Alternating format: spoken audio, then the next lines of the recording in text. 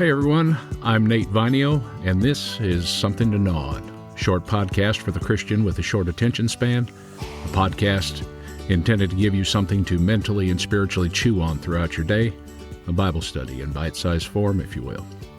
The goal of which is that listeners would come to know and experience God firsthand.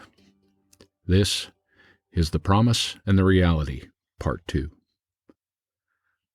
I spent the first 6 years of my life in a small town on the banks of the Columbia River. It was here that I had my first scary interaction with a dog, and by interaction, I mean that I walked by a house, I saw a German Shepherd on a chain, he was taller than me, he was mean-looking, and I got scared. I vaguely remember the neighborhood opinion, at least amongst us kids, that the dog was quite vicious. I vaguely remember some kids saying that the dog had broken loose before, so don't trust the chain.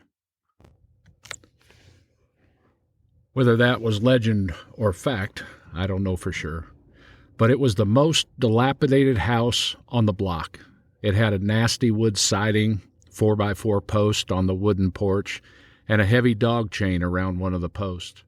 The chain was hooked to a choker on the neck of the German Shepherd, and the wood on the post was eroding due to every movement the dog made. The trash-filled lawn had a giant bare spot that coincided with the radius of the chain to the post. I guess a fence was out of the owner's budget. As it is with most dogs, there are things to chase, affections to be sought by passers-by, or threats to be assessed and attacked. The problem for the dog was the chain. It was about a foot short of the sidewalk. I don't know if you've ever seen a dog hit the end of his chain while on a dead run, but it's a bit disturbing. The head comes to a complete stop, and the momentum carries the body either up and over or down and through, slapping the ground, and it is quite violent. For smart dogs, this only happens once, but they quickly learn what their limitations are. And while they may not know their potential, they most certainly will never live up to it due to the chain. This isn't dissimilar to the spiritual strongholds in our lives. Christ has saved us.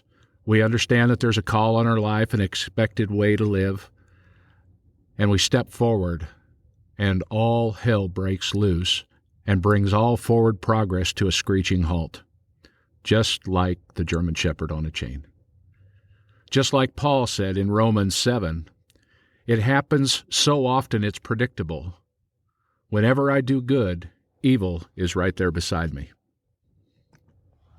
Last episode, I dove into the topic of how we handle the difference between God's promises and our experience.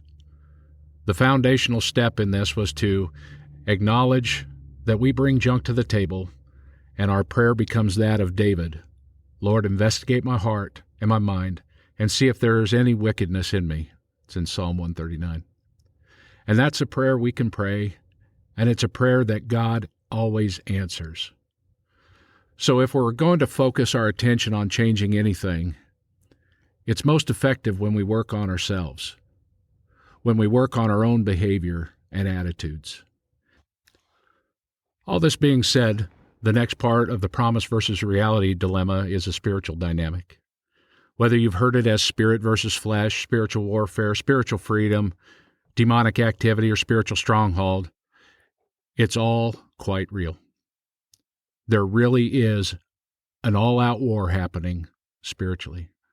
Paul isn't being cute when he lays it on the line in Ephesians 6:10 through 13. God is strong, and he wants you strong. So take everything the Master has set out for you, well-made weapons of the best materials, and put them to use so you'll be able to stand up to everything the devil throws your way. This is no afternoon athletic contest that we'll walk away from and forget in a couple of hours. This is for keeps. An all-out, life-or-death fight to the finish against the devil and all of his angels. Be prepared. You're up against far more than you could handle on your own. It's from The Message. Jack Hayford once made an interesting comment about this spiritual warfare versus personal discipline or behavior dilemma. It went like this: you cannot discipline a demon, and you cannot cast out the flesh. The inference being that some people tend to attack problems of the flesh as if they were spiritual and fail to see victory. For example, a person who is continuously negative, talking bad about others, and has a bad habit of using the truth like a baseball bat, they get fired due to the spread of low morale at work, and people at church learn how to avoid them. And then they blame the overall problem on spiritual warfare and wonder why God doesn't set them free or swoop in to save the day. Anybody see the disconnect? Conversely, other people lean toward addressing spiritual problems by thinking self-discipline is the solution.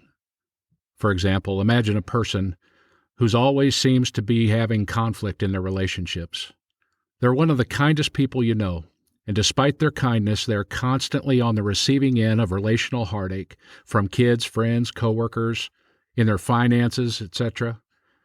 They get to work on themselves, take classes on personal development, see counselors, but the chaos and pain continue to pile up.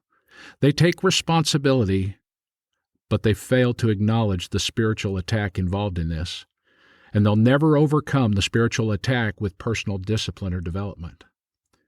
These people are often frustrated and frequently see themselves as failures, unable to show the right amount of discipline to live up to God's standard and upright life. The continuous sense of defeat is absolutely devastating. The implications of Hayford's statement is brutally simple.